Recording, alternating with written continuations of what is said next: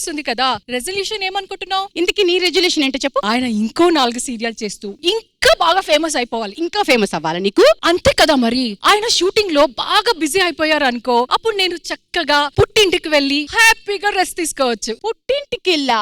ఎవరు చెప్పారు? మెట్టినింట్లో ఉంటేనే హైపర్ గా ఉండొచ్చు.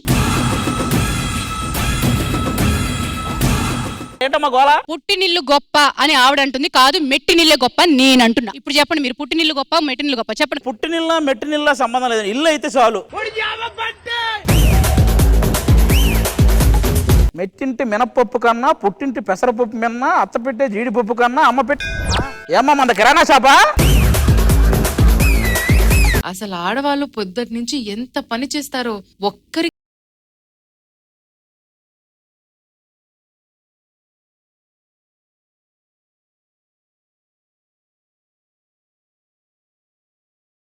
కాదు, ఇది ఎగిరే గుర్రం లాగా మీరు ఎత్తుకెళ్ళి చూపించారు.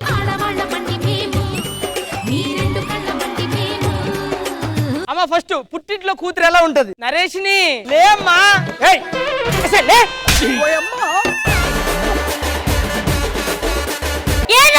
నువ్వేం చేస్తావు అత్తగారింటికి వెళ్తే? అత్తయ్యని బ్యాడ్ చేస్తా. అత్తారింటికి వెళ్ళిన తర్వాత ఎలా ఉంటుంది? టిఫిన్ చేసినవా? నేను మనిషి నా లేకపోతే కీలు గుర్రన్నారా? చూడు చేతులు చూడు. ఏమైంది? ఎంత బుబ్బు పాడల పిల్ల. హత్యో హత్యో బంగారు తల్లి.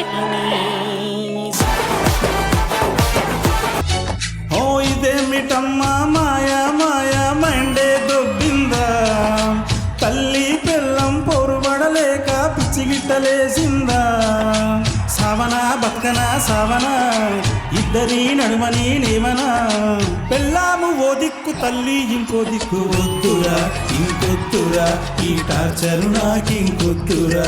ఇక మనం మా అత్త కోడలికి వెళ్ళిపోదామండి పాట. కొత్త కోక కట్టానంటే కొరకొరమంటూ చూస్తావు, ముస్తాబయ్యి బయటికి వెళితే పళ్ళును బడబడ కొరికావు. నువ్వు వద్దు నీ కొడుకొద్దు పుట్టింటికి నే పోతాను అంటావా అత్త? అంటావా అత్త? బేసికల్లీ తల్లి నుంచి వచ్చిన ప్రేమ ఇంద్రజ గారు నాకు అత్త నుంచి రాలేదు, అత్తయ్య లేదు మామయ్య లేదు. సో అండ్ టచ్ వుడ్ మా అత్తయ్య నా బిడ్డ రూపంలోనే వచ్చింది.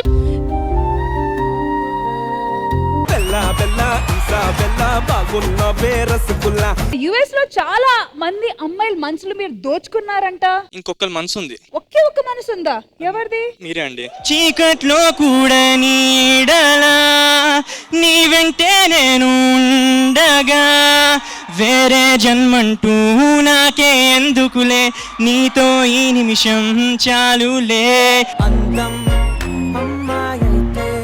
లైక్ సీరియస్లీ నా చిన్నప్పటి నుంచి ఒక చైల్డ్హుడ్ క్రష్.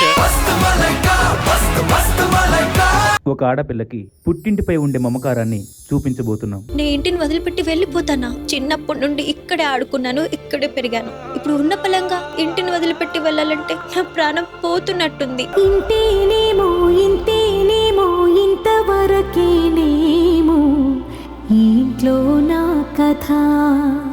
వర్షిని అక్కడ కూర్చొని ఇది నా పళ్ళెం అనేసి తినేటప్పటికి ఎంత ఎంత ఎంత గుండె కోతనో.